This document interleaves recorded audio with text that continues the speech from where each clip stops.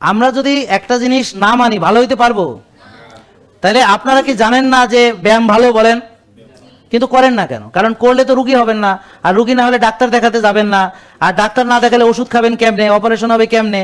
এখন ডাক্তারদের আপনারা এত ভালোবাসেন যে যদি আপনারা রুগী না হন তাহলে ডাক্তাররা কিভাবে বাঁচবে, এই চিন্তায় আপনারা সবাই রুগী হয়েছেন।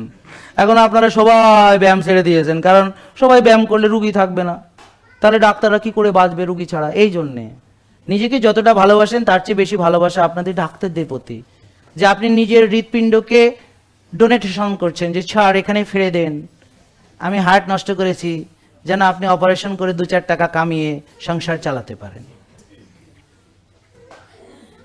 বুঝলেন না কথা?